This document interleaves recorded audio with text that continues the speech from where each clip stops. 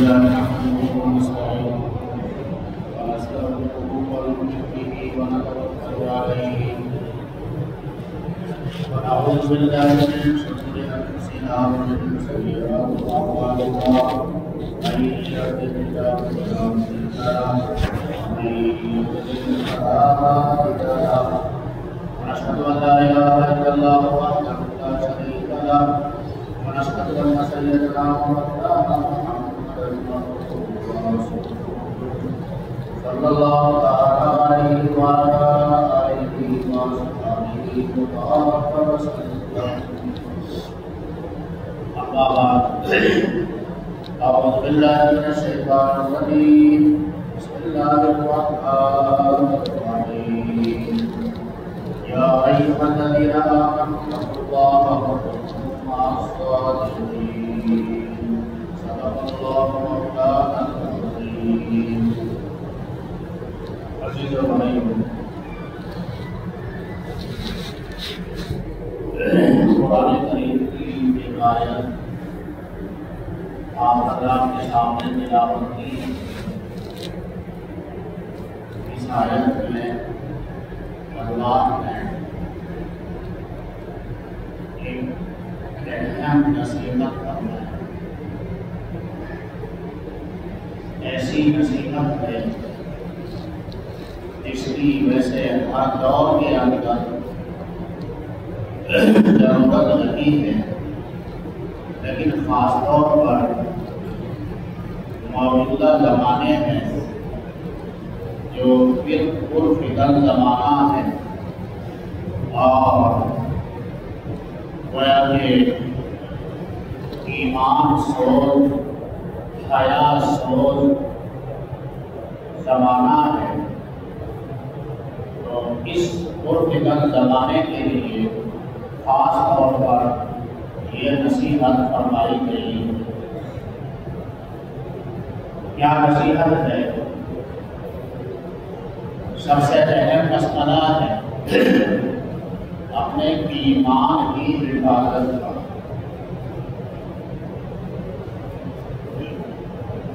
سب سے بڑی نعمت اللہ تعالیٰ شانہ کی وہ نعمت ایمان ہے.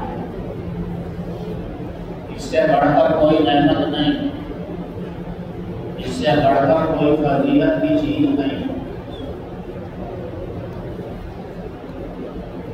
دنیا اور آخرت کی کامیابی کا مدار ایمان کے اوپر ہی ہے. ایک شخص اگر دنیا سے اس حال میں گیا، اس حال میں اس کی موت آئی کہ اپنے ایمان کو بچا کر لے گیا، ایمان پر اس کا خاتمہ ہوا، تو یہ شخص سب سے بڑا کامیاب. اور اگر خدا نہ کرتا اس حال میں دنیا سے گیا کہ وہ ایمان کی نعمت سے محروم ہو گئے، اس سے بڑے خسارے کی کوئی چیز نہیں. اللہ نے قرآن کریم کے اندر فرمایا ہے ان اللہ لا یغفر ان یشرک بہ ویغفر ما دون ذلک لمن یشاء. اللہ شرک و کفر کو معاف نہیں فرمائے گا. شرک اور کفر کے علاوہ اللہ جس گناہ کو چاہے گا معاف فرما دے گا. یعنی بندہ دنیا کے اندر کتنے ہی گناہوں کے اندر مبتلا رہا، اتنی ہی اس نے اللہ کی نافرمانیاں کی ہوں، لیکن اگر دنیا سے اس حال میں گیا ہے کہ کفر اور شرک سے بچا رہا، ایمان پر قائم رہا، تو یہ بھی ممکن ہے کہ اللہ اس کے تمام گناہوں کو ویسے ہی معاف فرما دے، اور یہ بھی ممکن ہے کہ اپنے گناہوں کی بنا پر اسے کچھ وقت کے لیے سزا بھگتنی پڑے. لیکن بہرحال جب وہ ایمان والا ہے اور دنیا سے اپنے ایمان کے ساتھ وہ دنیا سے رخصت ہوا تو پھر آخر اس کا ٹھکانہ وہ جنت ہو۔ اس لیے عزیز و بھائیو، سب سے بڑی جو نعمت ہے وہ نعمت ایمان ہے۔ آج کے حالات آپ حضرات کو معلوم ہے، آج کے پرفتن زمانے میں سب سے جو اہم مسئلہ ہے اور سب سے جو نازک معاملہ ہے وہ ایمان کی حفاظت کا ہے، اور اس کے لیے کسی خاص علاقے کی بات نہیں، کسی خاص ملک کی بات نہیں، دنیا میں کہیں بھی چلے جائیں، کسی بھی ملک کے اندر چلے جائیں، کسی بھی خطے کے اندر چلے جائیں، کسی بھی علاقے کے اندر چلے جائیں، آپ ہر جگہ کے بارے میں سنیں گے کہ ایمان کے لیے اور ایمان پر قائم رہنے کے لیے بہت دشواریاں پیدا ہو رہی ہیں، اور یہ دشواریاں خاص طور پر مخالفین معاندین کی طرف سے کھڑی کی جا رہی ہے، اور اس کے لیے باقاعدہ سازشیں رچی جا رہی ہیں کہ کسی طرح سے ان ایمان والوں کے ایمان کو ختم کر دیا جائے، اسی طرح سے ان کے دلوں سے ایمان کو سلب کر دیا جائے، اور کسی طرح سے کشتی کرنا پڑے، اس کے لیے کشتی سازشیں کرنی پڑے۔ لیکن یہ لوگ خاص طور پر ان کی آنے والی جو نسلیں ہیں وہ ایمان سے ناواقف ہوں اور ایمان سے دور ہوں، اس کے لیے باقاعدہ پلان بنائے جا رہے ہیں، سازشیں رچی جا رہی ہیں، اور اس کے لیے انفرادی اجتماعی کوششیں مخالفین کی طرف سے ہو رہی ہیں۔ اس لیے آخر بھائیو، آج کے زمانے میں سب سے اہم معاملہ خاص طور پر وہ ایمان کی حفاظت کا ہے، ہمارے ایمان کی بھی حفاظت کا ہے۔ ہمارے جو معصوم بچے ہیں، نونہار بچے ہیں، ان کے ایمان کی بھی حفاظت کا معاملہ ہے۔ ہماری جو آنے والی نسلیں ہیں ان کے بھی ایمان کی حفاظت کا معاملہ ہے۔ اللہ نے اس آیت کریمہ میں جو آیت میں نے آپ کے سامنے تلاوت کی ہے، ایمان کی حفاظت کا ذریعہ بیان کرنا ہے۔ اللہ کا پاک ارشاد ہے، یا ایھا الذین آمنوا اتقوا اللہ وکونوا مع الصادقین، اے ایمان والو اللہ کے لیے تقوی اختیار کرو اور اللہ کے جو سچے بندے ہیں برگزیدہ بندے ہیں، اہل ایمان ہیں، اہل دین ہیں، اہل اللہ ہیں، ان کی معیت اور ان کی صحبت اختیار کرو۔ اس آیت کریمہ میں اللہ نے گویا کہ ایمان کی حفاظت کا ذریعہ بیان کرنا ہے۔ یا ایھا الذین آمنوا اتقوا اللہ وکونوا مع الصادقین۔ ہمارے خاطر میں حضرت مولانا مسیح اللہ خان صاحب جلال آبادی رحمۃ اللہ علیہ نے اس آیت کریمہ کے بارے میں بہت ایک اہم نقطے کی بات بیان فرمائی۔ حضرت جلال آبادی نے فرمایا اس آیت کریمہ کے اندر 3 جملے ہیں۔ پہلا جملہ ہے یا ایھا الذین آمنوا، اے ایمان والو۔ دوسرا جملہ ہے اتقوا اللہ، اللہ کے لیے تقوی اختیار کرو، اور تیسرا جملہ ہے وکونوا مع الصادقین، جو اللہ کے سچے بندے ہیں ان کی معیت، ان کی صحبت اختیار کرو۔ 3 جملے اس آیت کریمہ کے اندر ہیں۔ حضرت جلال آبادی رحمۃ اللہ علیہ نے فرمایا ان تینوں جملوں میں آپس میں بہت گہرا ربط ہے اور بہت گہری مناسبت ہے، اور آیت کریمہ کا مطلب یہ ہے یا ایھا الذین آمنوا، اے ایمان والو اتقوا اللہ، اللہ کے لیے تقوی اختیار کرو۔ معنی یہ ہے کہ اگر تم اپنے ایمان کی حفاظت چاہتے ہو، ایمان پر قائم اور دائم رہنا چاہتے ہو، ایمان کی حفاظت میں اگر منظور ہے تو اپنی زندگی میں تقوی لانا ہوگا، اپنے دل کے اندر اللہ کا خوف پیدا کرنا۔ یا ایھا الذین آمنوا اتقوا اللہ، اے ایمان والو اللہ کے لیے تقوی اختیار کرو، اور تیسرا جملہ ہے وکونوا مع الصادقین،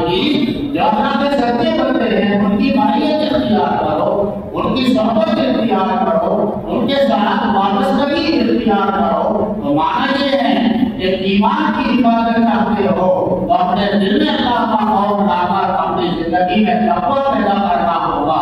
اس تقوی کی برکت سے تمہارا ایمان محفوظ رہے گا. اور یہ تقوی اللہ کا خوف تمہارے دلوں کے اندر کب پیدا ہوگا؟ تمہاری زندگی کے اندر تقوی کب آئے گا؟ تیرے دل کے اندر اللہ کا خوف کب آئے گا؟ اس کے لیے فرمایا وَكُونُوا مَعَ الصَّادِقِينَ، جو اللہ کے برگزیدہ بندے ہیں، سچے بندے. ہمارے حاضر میں ہمارے فضائل نوم کے ثابت شیخ الحدیث شیخ یونس صاحب رحمۃ اللہ علیہ نے فرمایا اس آیت کریمہ میں جو لفظ صادقین آیا ہے تو صادقین کا ترجمہ تو ہے سچ بولنے والے، لیکن یہ صادقین کا لفظ اپنے معنی کے اندر بہت گہرائی رکھتا ہے. شیخ فرمایا کرتے تھے یہ صدق کا جو لفظ اس آیت کریمہ میں اور کئی آیات کے اندر استعمال کیا گیا ہے، اس کے 4 درجے ہیں. صدق اور سچائی، فرمایا آدمی کا قلب سچا، آدمی کی زبان سچی ہو، آدمی کا عمل بھی سچا ہو اور آدمی کی حالت بھی سچی ہو. یہ سچائی کے صدق کے 4 درجے ہیں. وَكُونُوا مَعَ الصَّادِقِينَ، سچے لوگوں کی معیت اختیار کرو، یعنی ایسے لوگ جو جن کا دل بھی سچا ہے، جن کی زبان بھی سچی ہے، جن کا عمل بھی سچا ہے، جن کی حالت بھی سچی ہے، ایسے لوگوں کی معیت اختیار کرو. اللہ نے جو حکم دیا ہے ایسے لوگوں کے ساتھ وابستہ رہنے کا حکم دیا. گویا کہ ان کا دل بھی سچا، ان کی زبان بھی سچی، ان کا عمل بھی سچا، ان کی حالت بھی سچی، یعنی صدق میں، صداقت میں، سچائی میں گویا کہ ان کے ظاہر و باطن کا احاطہ کر رکھا ہے. یہ اللہ کے برگزیدہ بندے ہیں، اللہ کے یہاں یہ صادقین ہیں، اللہ کے یہاں یہ صدیق ہیں. ایسے لوگوں کی معیت اختیار کرو گے، ان کے ساتھ اپنا تعلق جوڑو گے، اس کی برکت سے تمہارے دل کے اندر اللہ کا خوف پیدا ہو جائے گا، تمہاری زندگی کے اندر تقویٰ پیدا ہو جائے گا، تمہارے قلب کی کیفیت بدل جائے گی. اور قلب اس کے کعبے ہیں، ہمارے اعضاء جوارح، ہاتھ، پاؤں، آنکھ، ناک، کان، زبان، یہ سب دل کے اور قلب کے تابع ہوتے ہیں. جب دل کے اندر اللہ کا خوف پیدا ہو جائے گا، یہ ہمارے اعضاء اور جوارح اللہ کے حکم کے منشا کے مطابق چلیں گے، آدمی کی زندگی کے اندر تقویٰ پیدا ہو جائے گا. اور اگر قلب کے اندر اللہ کا خوف نہیں آیا تو ظاہر ہے کہ پھر یہ ہمارے اعضاء اور جوارح اپنی منمانی کریں گے. یہ قلب اور دل انہیں غلط پیغام دے گا، غلط راستے پر چلائے گا، گمراہی کے راستے پر چلائے گا. اس لیے اگر تم اپنے ایمان کی حفاظت چاہتے ہو تو جو صادقین ہیں، اہل صدق ہیں، اہل تقویٰ ہیں، اللہ کے برگزیدہ بندے ہیں، ان کے ساتھ اپنا تعلق جوڑو، اپنی وابستگی ان کے ساتھ پیدا کرو. اس کی برکت سے تمہاری زندگی میں تقویٰ آئے گا، اس کی برکت سے تمہارے دلوں میں اللہ کا خوف آئے گا، پھر تمہارا ایمان محفوظ رہے گا. یہ ذریعہ اللہ نے بیان فرمایا ایمان کی حفاظت.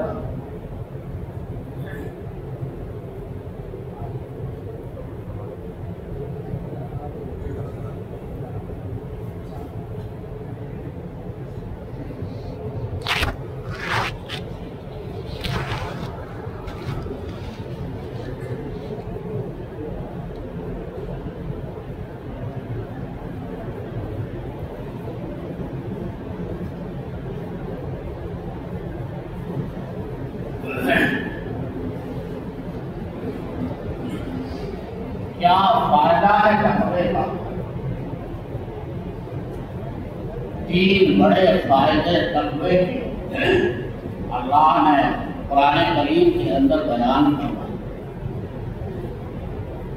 وَمَن يَتَّقِ اللَّهَ يَجْعَلْ لَهُ مَخْرَجًا، جو آدمی اللہ کے لیے تقوی اختیار کرتا ہے، اللہ اس کے لیے مصیبت سے نکلنے کا راستہ پیدا کرنا دیتا ہے.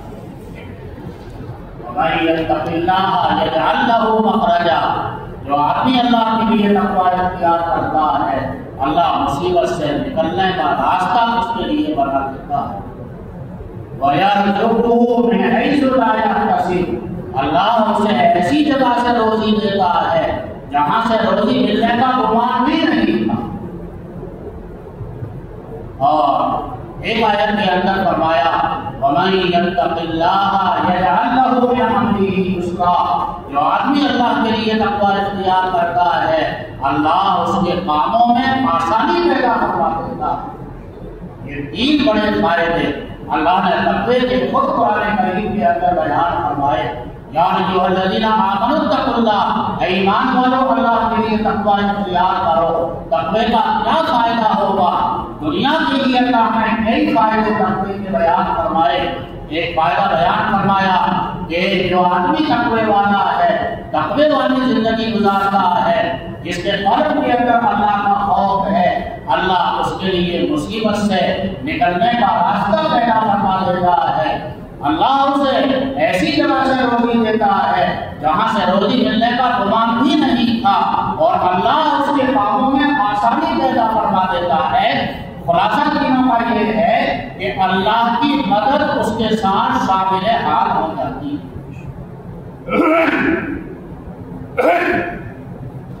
عزیزو بھائی، لیکن یہ تقویٰ ہماری زندگی میں کیسے آئے گا؟ اللہ کا خوف ہمارے دل کے اندر کیسے پیدا ہوگا؟ ہمارے دل کی حالت کب بدلے گی؟ اس کے لیے اللہ نے آگے ذریعہ بیان فرما دیا وَكُونُوا مَعَ الصَّادِقِينَ، جو اللہ کے سچے بندے ہیں، اہل صدق ہیں، اہل تقویٰ ہیں، ان کی معیت اختیار کرو، ان کی مجلسوں کے اندر جایا کرو، ان کے ساتھ وابستگی اختیار کرو، تو تمہارے دل کی حالت صحیح ہو جائے گی، تمہارے دل میں اللہ کا خوف آ جائے گا۔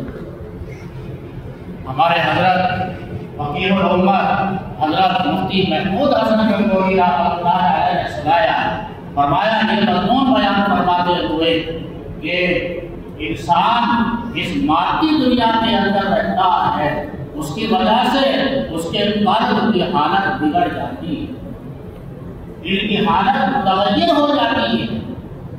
حالانکہ ایمان والا ہے، ایمان کا تقاضا یہ ہے کہ وہ اس کے دل کی قلب کی حالت ایمانی حرارت اور ایمانی قوت سے سرشار ہو۔ ایمانی قوت کا تقاضا تو یہ ہے، ایمان کا تقاضا تو یہ ہے، لیکن فرمایا اس مادی دنیا میں رہنے کی وجہ سے اور ماحول کے خلاف اور معاشرے کی خرابی کی وجہ سے دل کی حالت بعض مرتبہ متغیر ہو جاتی ہے۔ وہ دل کی حالت کب صحیح ہو؟ فرمایا حضرت نے فقیہ الامت رحمۃ اللہ علیہ نے کہ بعض مرتبہ اللہ کے برگزیدہ بندوں کی معیت سے، ان کے ساتھ وابستگی سے، ان کی مجلس کی وجہ سے اللہ تعالیٰ شان ایسی چیز عطا فرما دیتا ہے، قلبی طور پر ایسی کیفیت عطا فرما دیتا ہے جو بات برسوں کے مجاہدے سے ہی حاصل نہیں ہو۔ اس پر حضرت فقیہ الامت رحمۃ اللہ علیہ نے ایک واقعہ بیان فرمایا کہ اعلیٰ حضرت شاہ عبد الرحیم رائے پوری رحمۃ اللہ علیہ کی مجلس ہوتی تھی صبح میں 10 بجے کے قریب۔ ایک مرتبہ ایسا ہوا کہ حضرت کے متوسلین میں ایک تھے مولانا اللہ بخش صاحب، وہ مجلس کے پیچھے کنارے پر بیٹھے ہوئے تھے۔ حضرت رائے پوری نے ان کو دیکھا تو یہ فرمایا کہ مولوی اللہ بخش آگے آ جاؤ۔ چنانچہ وہ قریب آ کر حضرت کے پاس آ کر بیٹھے۔ مجلس ختم ہو گئی۔ مجلس ختم ہو جانے کے بعد میں حضرت شاہ عبد القادر رائے پوری نے مولانا اللہ بخش سے معلوم کیا کہ مولانا کیا بات، آج حضرت نے آپ کو اہتمام کے ساتھ اپنے پاس بلایا، اپنے قریب اٹھایا، کیا معاملہ ہے؟ تو مولانا اللہ بخش نے کہا حضرت شاہ عبد القادر رائے پوری سے کہ مولانا کیا بتاؤ، آج ایسا ہوا کہ جب میں رات میں تقریباً 2 بجے تہجد کے لیے اور ذکر کے لیے بیدار ہوا تو میرے دل سے ایک عجیب آواز آنی شروع ہو گئی. میرے دل میں یہ آواز آئی، انی اللہ، گویا کہ میں اللہ ہوں، میں خدا ہوں. یہ آواز میرے دل کے اندر پیدا ہوئی. فرماتے ہیں مولانا اللہ بخش کہ میں بہت پریشان ہوا کہ اللہ یہ کیا بات ہے، یہ کیا میرے اندر کیا چیز پیدا ہو گئی. میں نے بہت ذکر کیا، بہت ضربیں لگائی، لیکن وہ میرے دل کی آواز ختم نہیں ہوئی. بار بار دل کے اندر یہ آواز پیدا ہو گئی تھی، انی اللہ کہ میں خدا ہوں، میں انتہائی پریشان ہوں. میں نے نوافل بھی پڑھی، ذکر بھی کیا، ذکر کی ضربیں بھی لگائی کہ کسی طرح سے یہ آواز اور یہ کیفیت ختم ہو جائے، لیکن ختم نہیں ہوئی. جب حضرت کی مجلس شروع ہوئی اور میں پیچھے تھا، حضرت نے مجھے دیکھا تو مجھ سے فرمایا کہ مولوی اللہ بخش آگے آ جاؤ، یہاں آ کر بیٹھ جاؤ. میں حضرت کے پاس بیٹھا تو فوراً میرے دل کی حالت صحیح ہو گئی اور وہ آواز میری ختم ہو گئی.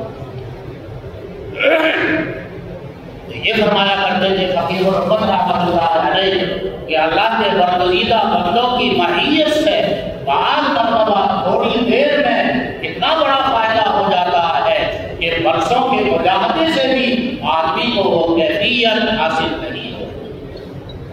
اس لیے اللہ نے اس آیت کریمہ کے اندر فرمایا یا ایھا الذین آمنوا اتقوا اللہ وکونوا مع الصادقین. اے ایمان والو، اللہ کے لیے تقوی اختیار کرو، اور یہ تقوی اللہ کا خوف تمہارے دل کے اندر تب پیدا ہوگا جو اہل تقوی ہیں، اہل صلاح ہیں، اہل دین ہیں، اہل صدق ہیں. ان کے ساتھ وابستگی اختیار کرو، ان کی معیت اختیار کرو تو ان کی برکت سے تمہارے دل کی حالت بدلے گی، تمہاری زندگی کے اندر تقوی آ جائے گا، تمہاری زندگی میں ایک دینی انقلاب پیدا ہو جائے گا. ہمارے حضرت جی فقیر الرحمت رحمۃ اللہ علیہ ایک واقعہ اور بیان فرمایا کرتے تھے اسی کے تعلق سے. فرمایا حضرت نے کہ ہمارے اکابر میں علامہ انور شاہ کشمیری رحمۃ اللہ علیہ جب دارالعلوم دیوبند میں سالانہ چھٹی ہوئی تو لاہور میں حضرت کے بہت شاگرد، ان شاگردوں نے تلامذہ نے حضرت سے درخواست کی کہ آپ چھٹی میں یہاں آ جائیے لاہور. اس وقت میں ہندوستان پاکستان کی تقسیم نہیں ہوئی. چنانچہ حضرت علامہ انور شاہ کشمیری رحمۃ اللہ علیہ لاہور تشریف لے گئے. علامہ انور شاہ کشمیری رحمۃ اللہ علیہ کا علم اور عمل میں اتنا بڑا اور اتنا اونچا مقام تھا. اہل علم کو، علماء کو معلوم ہے کہ اللہ نے کمال درجے کا علم، کمال درجے کی قوت حافظہ حضرت کو عطا فرمائی. اور ان کا حال یہ تھا، میں نے خود ان کا ایک مضبوط پڑھا ہے کتاب کے اندر. فرمایا حضرت شاہ صاحب نے یعنی علامہ انور شاہ کشمیری رحمۃ اللہ علیہ نے کہ جب کسی بات کو کسی کتاب میں ذرا توجہ کے ساتھ دیکھ لیتا ہوں، پڑھ لیتا ہوں تو وہ بات عام طور پر 25 سال تک یاد رہتی ہے. اسی لیے حضرت شاہ صاحب کا لقب تھا چلتا پھرتا کتب خانہ. یہ لقب تھا حضرت شاہ صاحب کا. بہرحال شاہ صاحب وہاں تشریف لے گئے لاہور. وہاں حضرت کی مجلس ہوتی تھی اور مجلس کے اندر علمی سوالات بھی ہوا کرتے تھے، روحانی فیض بھی ہوا کرتا تھا، اور علماء اہل علم بہت سے سوالات بھی کیا کرتے تھے. حضرت شاہ صاحب ہر سوال کا بہت تشفی بخش اطمینان کے ساتھ، حوالوں کے ساتھ جواب دیا کرتے تھے. وہاں لاہور میں علامہ اقبال جو مانے ہوئے شاعر تھے وہ بھی تھے. ان کے ایک دوست علامہ اقبال کے ایک دوست حضرت شاہ صاحب کی مجلس کے اندر آیا کرتے تھے. حضرت شاہ صاحب کے معتقد لیکن علامہ اقبال ابتدا میں علماء کے صلحاء کے کچھ زیادہ قابل نہیں تھے، مزاج کے اندر کچھ آزادی تھی۔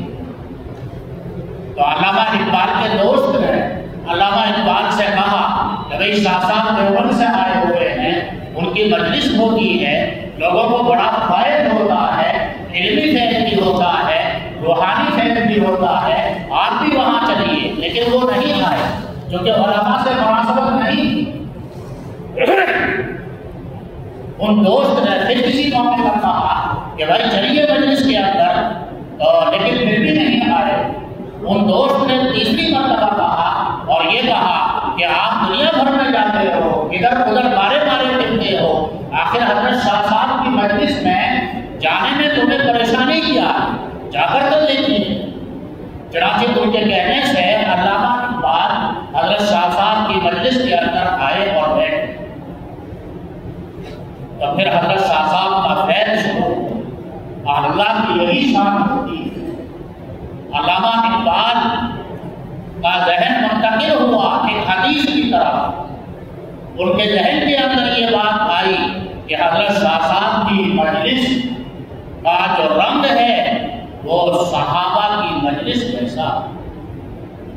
حضور اکرم صلی اللہ علیہ وسلم کی مجلس میں حضرات صحابہ بیٹھا کرتے تھے۔ صحابہ فرماتے ہیں، حدیث شریف کے اندر آیا فَأَنَّا عَلَىٰ رُؤُوسِنَا الطَّيْرُ، ہم لوگ آدم علیہ السلام کی مجلس میں اس طرح بیٹھا کرتے تھے، ایسے اطمینان کے ساتھ بیٹھا کرتے تھے، ایسے سکون کے ساتھ بیٹھا کرتے تھے گویا کہ ہمارے سروں کے اوپر پرندہ بیٹھا ہے۔ سر پر پرندہ کب پھیلے گا؟ جب آدمی اطمینان کے ساتھ بیٹھے، سکون کے ساتھ بیٹھے، اور اگر ادھر آنا ادھر آنا، اس سے بات کی اس سے بات کی، تو پرندہ سر پر نہیں بیٹھے۔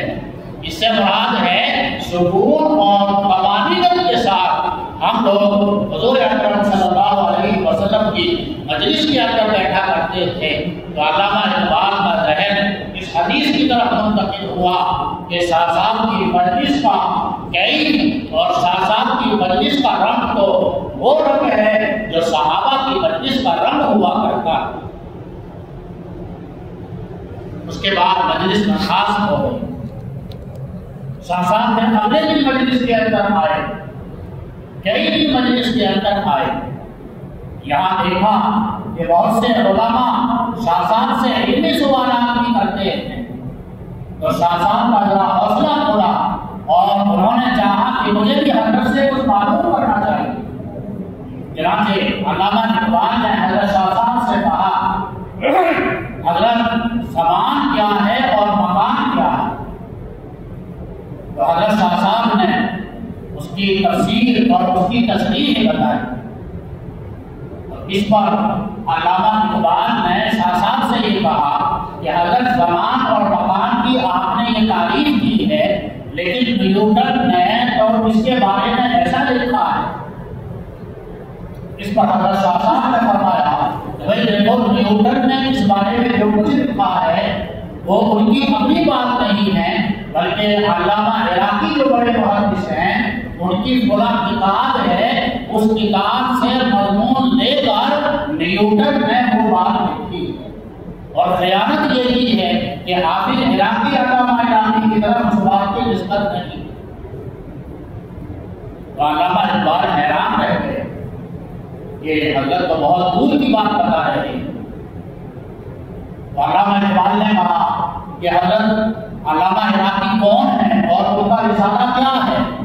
حضرت شاہ صاحب نے فرمایا کہ ان کا رسالہ میرے پاس دیوبند کے اندر ہے۔ حضرت کے حالات میں ہے کہ بعد میں حضرت شاہ صاحب نے علامہ عراقی کا وہ رسالہ علامہ اقبال کے پاس بھیجا بھی تھا۔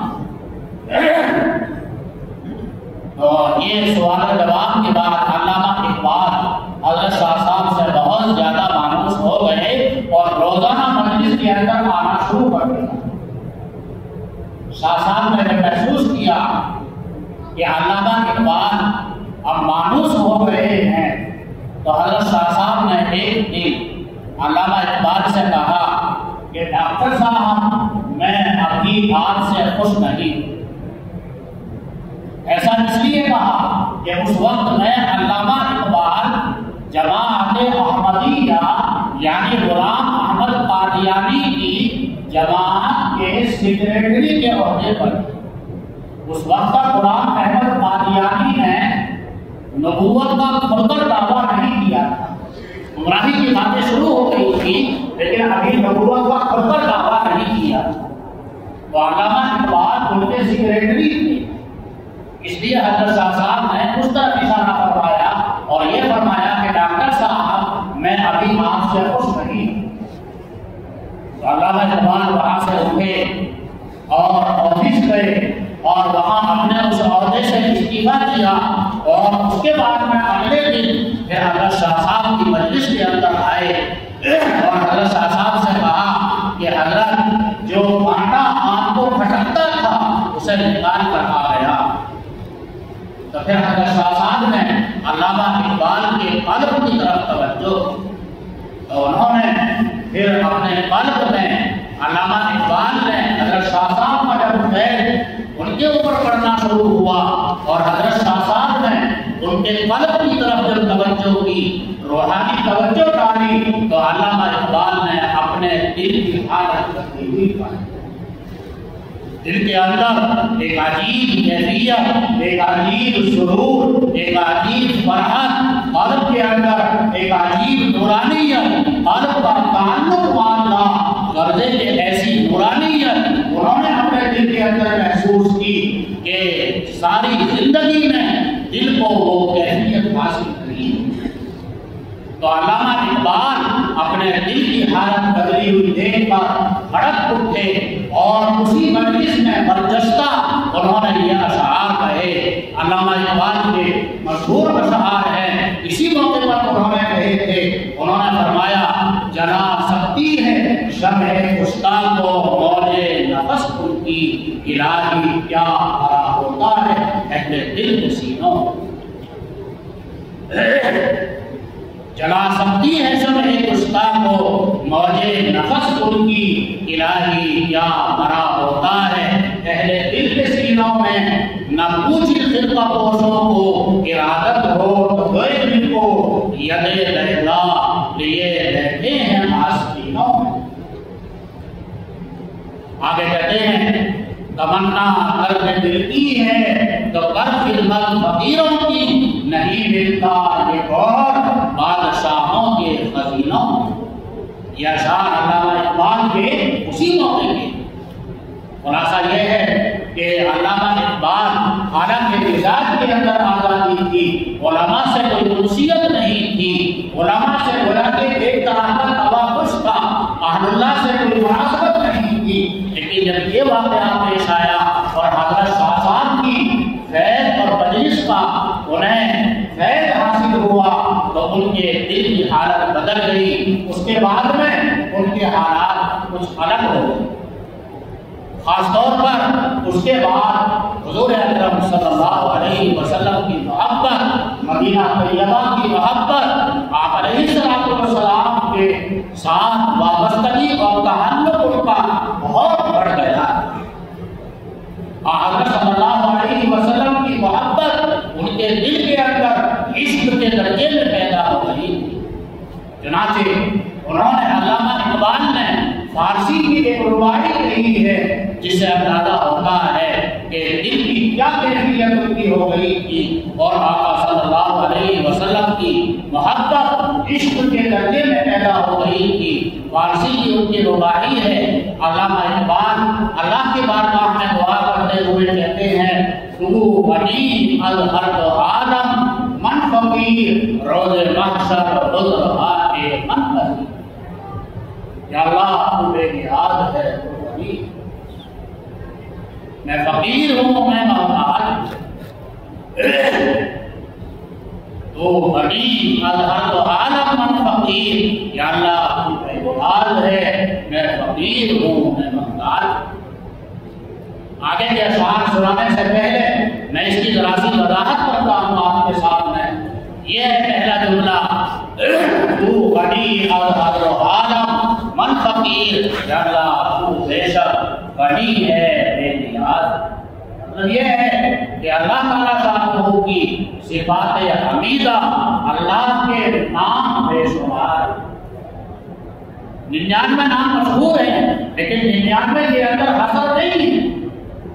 اللہ کے اسماء الحسنی اور اللہ کی صفات حسنی میں سے جہاں رحیم ہونا ہے، غفور ہونا ہے، کریم ہونا ہے، وہاں اللہ کی ایک بہت بڑی صفت اور اللہ کی شان بے نیازی ہے، شان بنا۔ اللہ بے نیاز ہے، اللہ الصمد، اللہ بے نیاز ہے، اللہ ہمارا محتاج نہیں ہے، اللہ ہمارے ایمان کا محتاج نہیں ہے، اللہ ہماری نمازوں کا محتاج نہیں ہے، اللہ ہماری عبادت کا محتاج نہیں ہے، اللہ الصمد، اللہ کو بے نیاز ہے۔ ایک حدیث کے اندر آیا، حدیث قدسی ہے، یعنی حضور اکرم صلی اللہ علیہ وسلم نے اللہ کا فرمان نقل فرمایا۔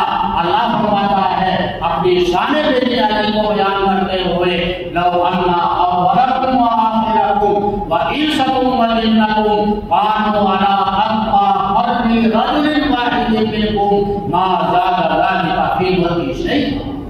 اللہ فرماتا ہے تمہارے اولین والآخرین، تمہارے انسان اور جنات سب کے سب اگر ایمان والے ہو جائے، اس دنیا میں کوئی بھی ایک آدمی بھی بغیر ایمان کے باقی نہ رہے، سب بڑے تقوی والے ہو جائیں، اللہ کے فرما بردار ہو جائیں، دنیا میں جو سب سے بڑا متقی ہو سکتا ہو، سب کا تقوی ایسا بڑا تقوی ہو جائے، اللہ فرماتا ہے ما زاد ذلک فی ملکی شیئا، سب لوگوں کے ایمان کی وجہ سے، سب کے تقوی والے ہونے کی وجہ سے میری سرکار میں ذرہ برابر اضافہ نہیں ہوگا۔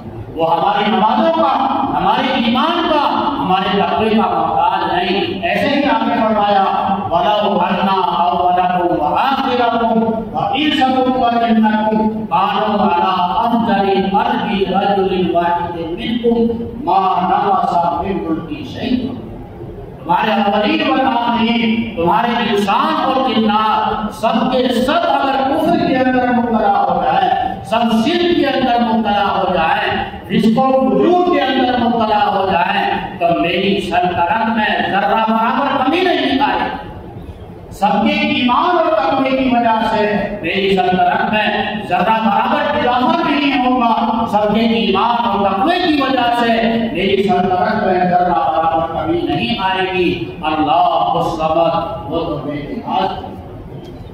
عزیز و بھائی، ہمیں اللہ کی صفات، اللہ کے اسماء الحسنی پڑھنے چاہیے، ان کے معنی میں غور کرنا چاہیے کہ اللہ کی شان بے نیازی، اللہ کی شان سمدی اور بے نیازی یہ ایسی چیز ہے، حضرات انبیاء علیہ السلام کو بھی جب اس کا غلبہ اور استحضار ہوتا تھا، اللہ بے نیاز ہے۔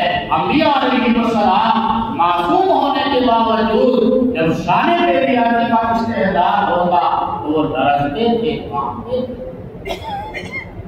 اور عائشہ رضی اللہ عنہا فرماتی ہیں جب بادل آتا لوگ دیکھ کر خوش ہوتے کہ امید ہے بارش برسے گی، لیکن اللہ کے نبی صلی اللہ علیہ وسلم بادل کو دیکھتے تو آپ کا چہرہ متغیر ہو جاتا، پریشان حال فرماتی ہیں حضرت عائشہ آپ علیہ السلام کبھی اندر آتے، کبھی باہر جاتے، کبھی نماز میں، کبھی دعا میں، کبھی رکوع میں آپ پریشان رہتے، حتیٰ کہ یا تو بادل برسنے لگے یا پھر وہ بادل چلا جائے۔ حضرت عائشہ فرماتی ہیں کہ میں نے ایک مرتبہ حضور اکرم صلی اللہ علیہ وسلم سے یہ سوال کر لیا، لیکن بادل کو دیکھ کر تو لوگ خوش ہوتے ہیں لیکن آپ پریشان ہو جاتے ہیں، اس کی کیا وجہ ہے؟ حضور اکرم صلی اللہ علیہ وسلم نے ارشاد فرمایا، اے عائشہ کہیں ایسا نہ ہو جیسا کہ قوم عاد کے ساتھ ہوا تھا۔ اللہ نے قرآن کے اندر فرمایا وَلَمَّا رَأَوْهُ عَارِضًا مُسْتَقْبِلَ أَوْدِيَتِهِمْ، انہوں نے بھی بادل کو آتا ہوا دیکھا تھا اپنے جنگلات میں کہ بادل آ رہا ہے، خوش ہوئے تھے، هَذَا عَارِضٌ مُمْطِرُنَا، یہ بادل ہمیں بارش برسائے گا۔ اللہ نے فرمایا نہیں، بل ہوا مستعجلٌ یہ بادل بارش نہیں برسائے گا، اس میں تمہاری ہلاکت کا سامان ہے۔ اس بادل سے پتھر برسے، آگ برسی، قوم عاد کو ہلاک و برباد کر دیا گیا۔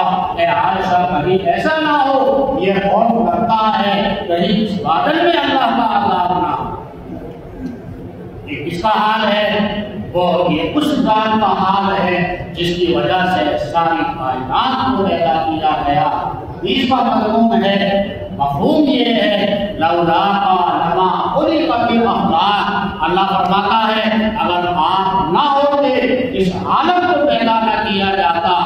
اللہ نے جو اس عالم کو، کائنات کو پیدا فرمایا، آپ کی برکت سے پیدا فرمایا ہے۔ اللہ نے قرآن میں وعدہ فرما لیا ہے، وما کان اللہ لیعذبہم وانت فیہم، آپ کے ہوتے ہوئے اللہ عذاب نازل نہیں فرمائے گا۔ وما ارسلناک الا رحمۃ للعالمین، آپ ساری کائنات کے لیے رحمت بنا کر بھیجے گئے۔ آپ رحیم ہیں، آپ کی رحمت کا اثر یہ ہوگا، رحیم ہونے کا اثر یہ ہوگا، آپ کے ہوتے ہوئے اللہ عذاب نازل نہیں فرمائے گا۔ یہ وعدہ خود اللہ نے قرآن میں حضور سے فرما لیا ہے، لیکن آپ علیہ السلام کو جب اس بات کا استحضار ہوگا، اس پہلو پر نظر جاتی، اللہ غفور ہے، رحمان ہے، لیکن اللہ بے نیاز بھی، شان بے نیازی پر جب نظر جاتی تو آقا صلی اللہ علیہ وسلم کو خوف طاری ہوتا تھا۔ بادل کو دیکھ کر آپ علیہ السلام خارج ہوتے پریشان۔ یہ اللہ کی شان بے نیازی کا ذرا سا میں نے آپ کو استحضار کرایا ہے عزیز و بھائیو۔ تو علامہ اقبال اللہ کی بارگاہ میں دعا کرتے ہوئے کہتے ہیں، تو بنی اظہر تو آدم من فقیر، روز محشر عذر خاطر من فقیر۔ یا اللہ کو بے نیاز ہے، میں فقیر ہوں، یا اللہ قیامت کے دن میرے گناہوں کو معاف فرما دے۔ آگے فرماتے ہیں، لیک غربینی حسابم ناگزیر آز نگاہ مصطفیٰ انہا بغیر۔ یا اللہ لیکن اگر قیامت کے دن میرے گناہوں کا حساب لینا ہی منظور ہو تو یا اللہ حضور اکرم صلی اللہ علیہ وسلم کی نظروں سے پوشیدہ رکھ کر یا اللہ میرے گناہوں کا حساب لینا۔ کہیں ایسا نہ ہو آقا صلی اللہ علیہ وسلم میرے گناہوں کو دیکھیں، آپ کو غم ہو کہ میرا یہ امتی کتنے گناہوں کا بوجھ اپنے سر کے اوپر لے کر آیا۔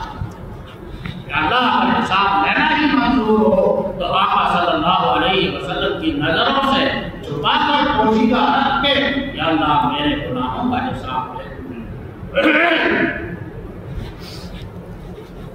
عزیز و بھائی، آج یہ کہا تھا کہ اللہ نے ایمان کی حفاظت کا جو ذریعہ بیان فرمایا ہے وہ یہ بیان فرمایا، یا ایھا الذین آمنوا اتقوا اللہ وکونوا مع الصادقین۔ اے ایمان والو، اللہ کے لیے تقویٰ اختیار کرو اور اللہ کے جو برگزیدہ بندے ہیں ان کی معیت اختیار کرو، ان کی وابستگی اختیار کرو۔ ان کی برکت سے تمہارے دل میں اللہ کا خوف پیدا ہوگا، ان کی مجلسوں میں رہنے کی وجہ سے، ان کے ساتھ تعلق اور وابستگی کی وجہ سے تمہاری زندگی میں تقویٰ آئے گا، تمہارے دل کی حالت اچھی ہو جائے گی، دل تمہارے ایمان کی حفاظت ہے۔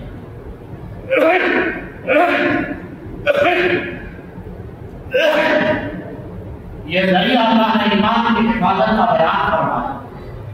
اس لیے عزیز و بھائیو، عرض کرنا یہ ہے کہ ہم خود بھی اپنا تعلق اور اپنا وابستگی اللہ کے برگزیدہ بندوں کے ساتھ، علماء کے ساتھ، صلحاء کے ساتھ اور اہل دین کے ساتھ، خدام دین کے ساتھ اپنی وابستگی پیدا کریں۔ جو حضرات بھی دین کی خدمت کے اندر الحمدللہ لگے ہوئے ہیں، خدام دین ہیں، علماء ہیں، صلحاء ہیں، ہمارے دعوت و تبلیغ کے احباب ہیں اور ہمارے خانقاہوں کے ساتھی ہیں، سب کا مقصد یہ سب کا مقصد ایک ہے، اللہ کے دین کا تحفظ اور ایمان کی حفاظت۔ ایک شخص گھر کا بڑا ذمہ دار ہے، اس کے کئی بچے ہیں، لیکن اس کے کئی کام بھی ہیں، اس کا کھیتی باڑی کا بھی اپنا مسئلہ ہے، اس کی ایک دکان بھی ہے، اور اس کے علاوہ اور بھی اس کا ایک کام ہے۔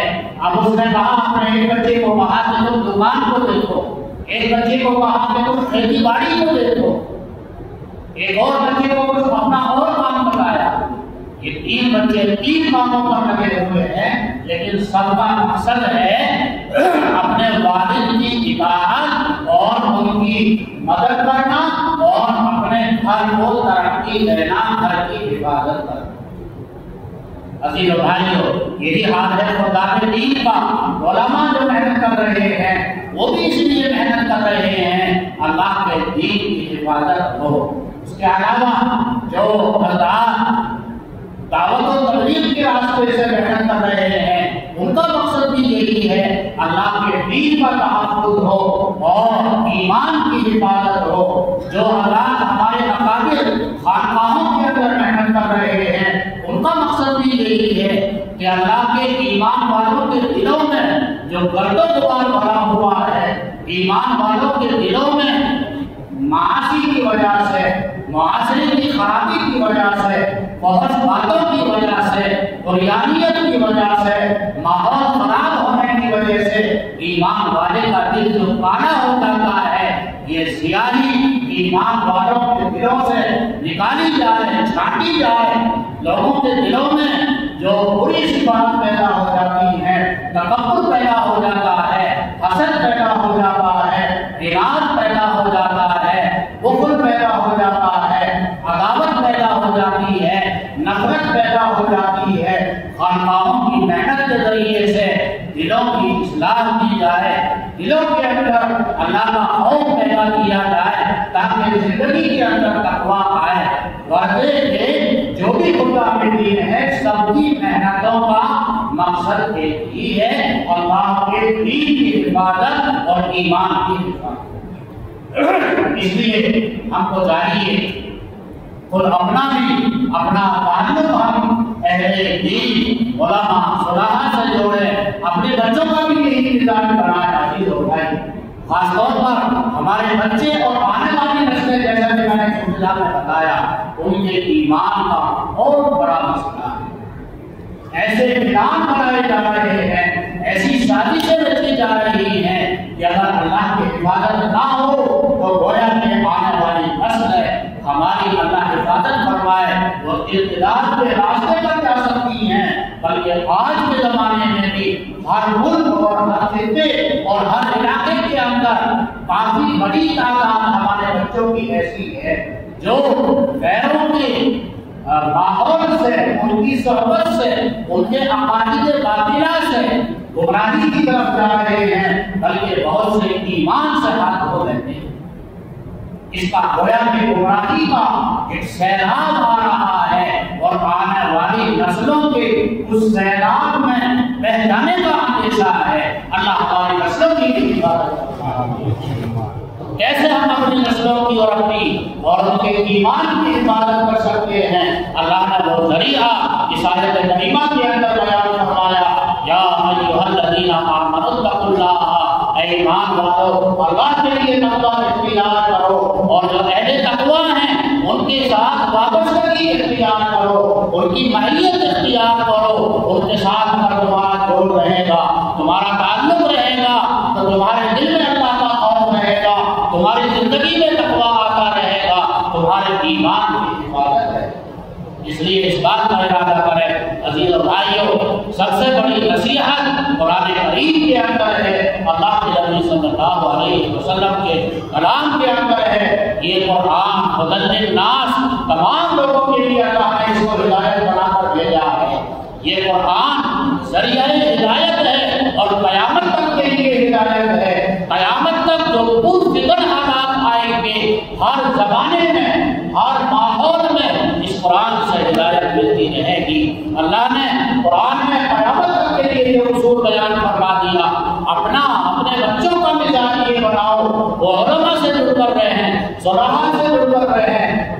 سے وابستہ رہیں، مسجدوں سے وابستہ رہیں، مکاتب سے وابستہ رہیں، تو انشاءاللہ باہر کا جو غلط ماحول ہے، باہر شیطان نے جو گمراہی کا جال پھیلا رکھا ہے، شیطان اور شیطان کے چیلے جو ہمارے بچوں اور ہماری نسلوں کے ایمان کو چھیننا چاہتے ہیں، ایمان سے محروم کرنا چاہتے ہیں، اگر اس آیت کریمہ پر ہمارا عمل رہا تو انشاءاللہ یہ شیطان اور باطل اپنے مشن میں ناکام ہو جائے گا۔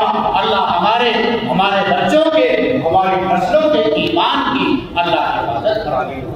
ہماری یہ مجھے آپ سے درخواست کرنی تھی، اس لیے اس بات کا ارادہ کریں اپنے بچوں کو مکتب کے اندر بھیجیں اور پابندی کے ساتھ بھیجیں۔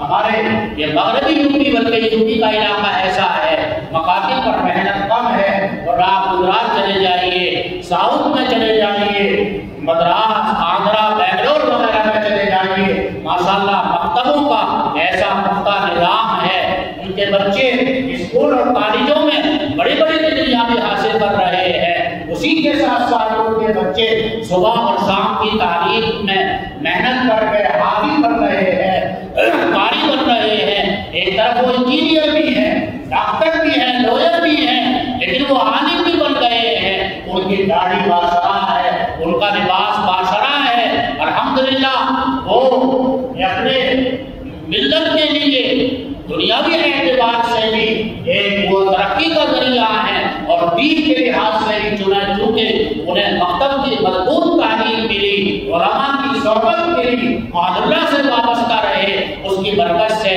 دینی ترقی بھی انہوں نے حاصل کی، دنیا کے اعلیٰ مرتبے بھی، اعلیٰ منصب بھی انہوں نے حاصل کیے، ایسا ماحول ہے۔ لیکن ہمارے یہ علاقے کچھ مکاتب کی تعلیم میں پیچھے، اس لیے اپنے بچوں کو مکاتب میں بہت توجہ کے ساتھ بھیجیے، دعوت و تبلیغ کے ساتھ جڑیے، اسی طرح سے علماء کے ساتھ جڑیے، خانقاہوں کے ساتھ جڑیے، سب کا مقصد جیسا کہ میں نے عرض کیا، سب کا مقصد واحد ہے، سب کا مقصد ایک ہے، سب کا مقصد ہے ایمان کی حفاظت، دین کا حفظ۔